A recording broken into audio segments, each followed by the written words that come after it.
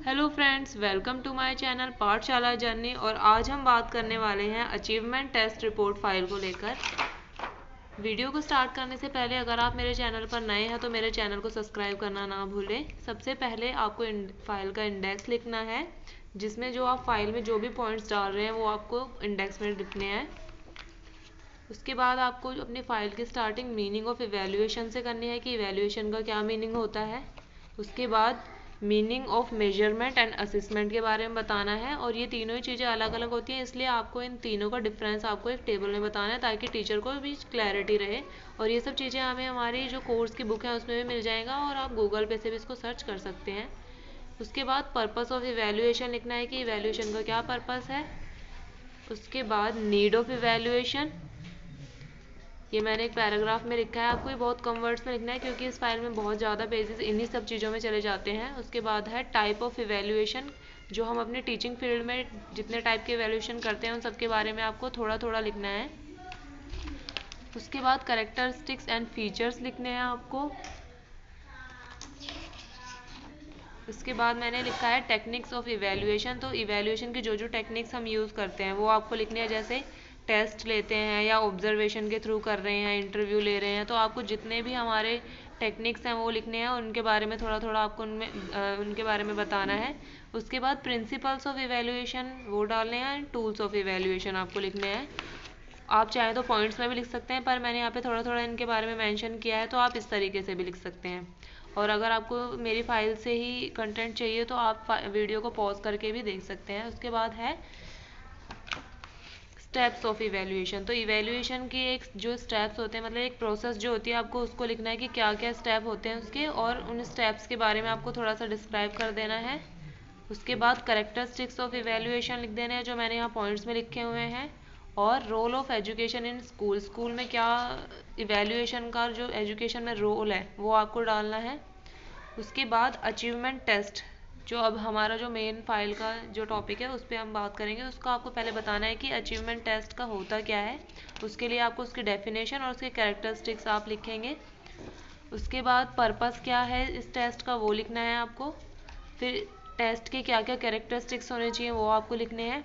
उसके बाद किस तरीके से आप अपने टेस्ट को प्रिपेयर कर रहे हैं, जैसे प्लानिंग किस तरीके से कर रहे हैं, फिर डिज़ाइन या ब्लूप्रिंट किस तरीके से आप तैयार कर रहे हैं, क्या पर्पस है उसका, और उसका जो आप ब्लूप्रिंट है वो किस तरीके से कर रहे हैं, किस तरीके के क्वेश्चन आप उसमें डालेंगे, ये सब चीज़ आप इसमें लिखेंगे।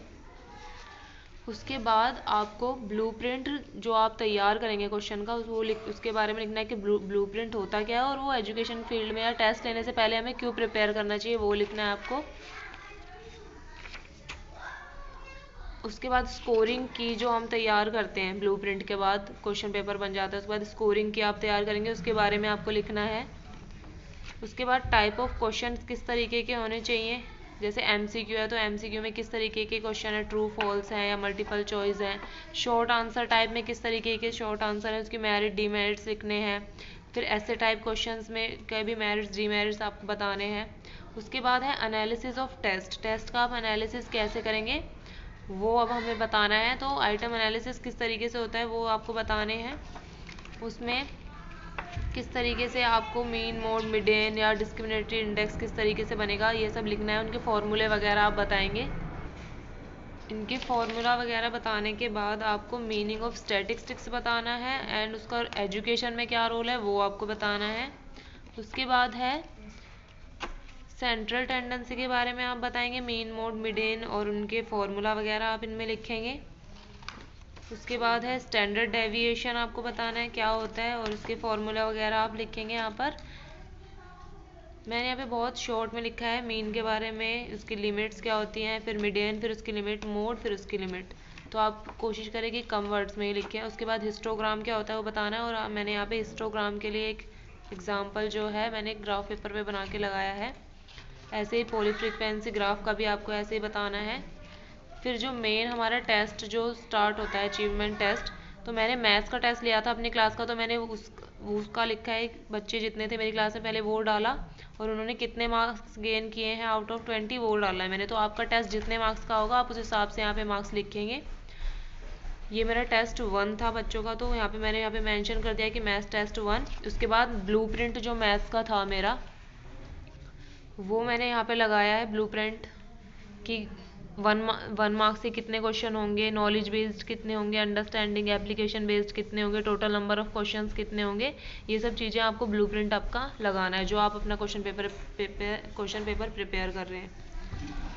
उसके बाद जो क्वेश्चन पेपर मैंने ब्लूप्रिंट के अकॉर्डिंग बनाया है मैथ्स का, वो ये है क्लास 6 का, वो मैंने यहाँ पर लगाया है क्वेश्चन पेपर। इसमें टोटल 11 क्वेश्चन थे। उसके बाद स्कोरिंग की जो आपने आंसर जो मतलब क्वेश्चन के जो आंसर होंगे उसके अकॉर्डिंग जो प्रिपेयर किए वो आपको लगानी है। फिर जिसने हाई स्कोर किया है जिस बच्चे ने, आप उसकी या तो आंसर शीट लगा सकते हैं या आप उसकी फ़ोटोकॉपी भी करा के लगा सकते हैं। फिर जिसने लो स्कोर किया है उसकी आंसर शीट मैंने यहाँ पे लगाई है।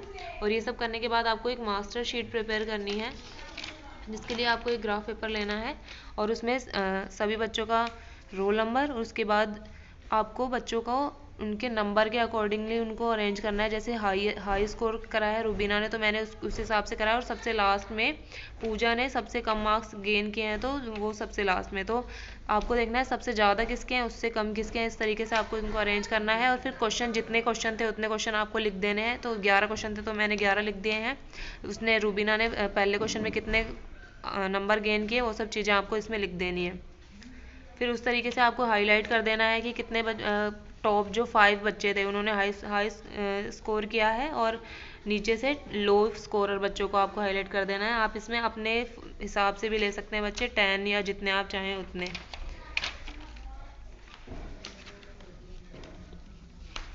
उसके बाद हमें इस टेस्ट की मैथमेटिकल कैलकुलेशन जो करनी है वो मैंने यहाँ से स्टार्ट की है, इसलिए मैंने यहाँ पे इसको पहले से ही हाईलाइट कर दिया है।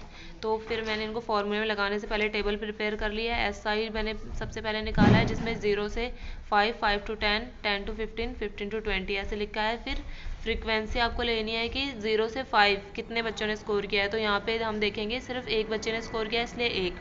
5 to 10 यहाँ पर 4 बच्चों ने स्कोर किया है इसलिए यहाँ पे 4। तो इस तरीके से आपको, उसके बाद आपको इनका x निकालना है, यानी इन दोनों को आप ऐड करेंगे, लोअर लिमिट और अपर लिमिट को, और उसको डिवाइड कर देंगे 2 से, तो आपको x मिल जाएगा। और फिर fx के लिए आप इन दोनों को मल्टीप्लाई कर देंगे तो आपको fx मिल जाएगा। और cf के लिए आपको f में उसको ऐड करते जाना है। जैसे सबसे फर्स्ट नंबर 1 है तो 1 लिख दिया, 1 + 4 5 होता है तो 5 आएगा। नेक्स्ट 5 + 2 7, 7 + 3 10। तो ये जो नीचे टोटल 10 है और जो FI का CF का लास्ट नंबर है वो सेम होना चाहिए। उसके बाद आपको रेंज निकालनी है। रेंज के लिए हाईएस्ट स्कोर और लोएस्ट स्कोर को माइनस कर देंगे, तो हाईएस्ट 18 था, लोएस्ट हमारा 4 था, तो माइनस करके 14 आ गया। इस तरीके से आप अपने जो आपका होगा उस तरीके से आपको निकालना है। फिर मीन निकालेंगे आप इस टेबल की हेल्प से, मीडियन और मोड निकालेंगे। और लास्ट में मैंने इसमें स्टैंडर्ड डेविएशन निकाला है, जिसका फॉर्मूला ये है। उसके लिए भी आपको एक टेबल प्रिपेयर करनी पड़ेगी, सेम FX और CF, FX और D, और फिर D के बाद D² निकालने के बाद आप ये फॉर्मूला लगा पाएंगे। और मेरा स्टैंडर्ड डेविएशन 5 आया था, और आपको अपने हिसाब से देखना है। उसके बाद है डिफ़िकल्टी वैल्यू, आप किस तरीके से निकालेंगे। तो डिफ़िकल्टी वैल्यू के लिए ये फॉर्मूला है, इस फॉर्मूले से आप हर क्वेश्चन का डिफ़िकल्टी वैल्यू निकालेंगे। तो क्वेश्चन नंबर 1 का डिफ़िकल्टी वैल्यू 100% आया, तो 100% अगर आ रहा है तो वो वेरी इजी क्वेश्चन है, और 70% एवरेज। तो इस तरीके से आपको देखना है कि उसकी क्या परसेंटेज आ रही है, और उस परसेंटेज के हिसाब से आपका जो क्वेश्चन है वो डिफ़िकल्ट है या एवरेज है या वेरी इजी है। उसके बाद है डिस्क्रिमिनेटरी पावर आपको निकालनी है, उसका फॉर्मूला ये है। और डिस्क्रिमिनेटरी पावर आपको हर क्वेश्चन की निकालनी है। तो मैंने यहाँ पर पूरे जो 11 क्वेश्चन थे उनकी पूरी सबकी निकाली है, और उनको उस हिसाब से रिमार्क दिया है। उसके बाद मैंने मैथ्स का जो मेरा टेस्ट हुआ था उसका पोली फ्रीक्वेंसी कर्व यहाँ पे बनाया है। उसके बाद हिस्टोग्राम मैंने यहाँ बनाया है। उसके बाद हमें 2 टेस्ट लेने थे, इसलिए मैंने साइंस का टेस्ट नंबर 2 लिया था। सेम उसका भी मैंने इसी तरीके से बच्चों के नाम लिखे हैं और उन्होंने कितना स्कोर किया है वो लगाया है।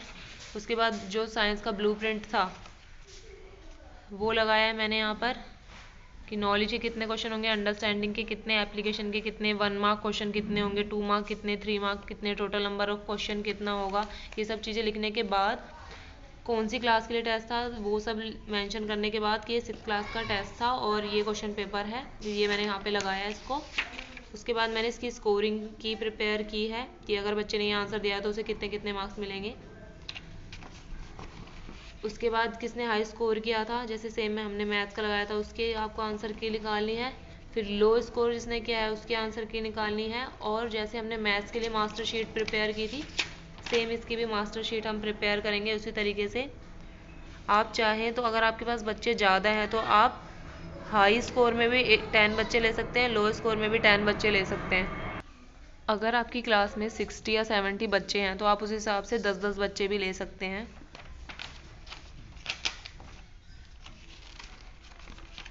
फिर इसका फिर से कैलकुलेटिव पार्ट आता है साइंस के टेस्ट के लिए। तो मीन मोड मिडेन और इन सब के लिए मैंने ये टेबल फिर से प्रिपेयर किया है, जिसमें SI F और X FX CF ये सब निकालना है आपको। फिर आपको इसकी रेंज निकालनी है। रेंज निकालने के बाद मीन मोड मिडेन मैंने निकाला है। स्टैंडर्ड डेविएशन निकाली है। स्टैंडर्ड डेविएशन के लिए पहले हमें टेबल बनाना पड़ेगा, पर इसमें मैंने नहीं बनाया है, मैंने ये रफली काम करा था। उसके बाद मैंने इसमें फेयर कर दिया था। तो पहले मैं जो कैलकुलेटिव पार्ट है वो आप रफ में ही करें तो ज़्यादा अच्छा है। उसके बाद है डिफ़िकल्टी वैल्यू आपको निकालनी है हर क्वेश्चन की। तो मैंने वो सारे रफ में काम करने के बाद मैंने इसमें लिखा है सारी चीज़ें। कई बार हमारी गलतियाँ हो जाती है और फिर फाइल में बार बार करने से अच्छा हम रफ में एक बार ये काम कर लें। फिर डिस्क्रिमिनेटिव पावर आपको निकालनी है फॉर्मूले का यूज़ करते हुए। फिर आपको पॉलीफ्रीक्वेंसी कर्व लगाना है इसका, और हिस्टोग्राम भी। उसको लगाने के बाद आपको दोनों टेस्ट की कंबाइन स्टडी करनी है, जिसके लिए मैंने यहाँ पर हेडिंग डाली है।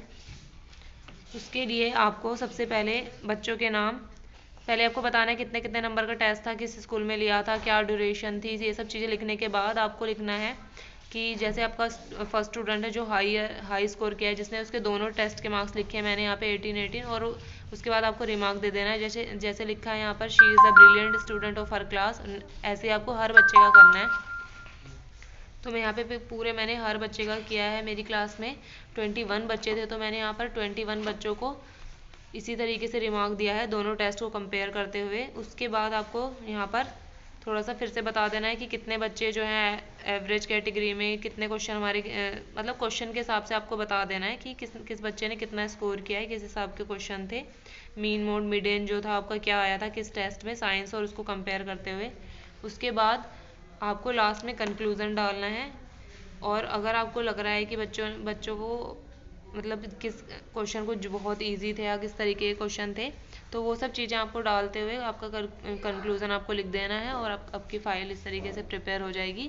और अगर आपको मेरी फ़ाइल अच्छी लगी तो प्लीज़ मेरे फ़ाइल को मतलब मेरे वीडियो को लाइक करना ना भूलें। और अगर आपको इस फाइल से रिलेटेड कोई डाउट है तो आप मेरे टेलीग्राम चैनल पर जाके मैसेज कर सकते हैं। So thank you guys for watching my video.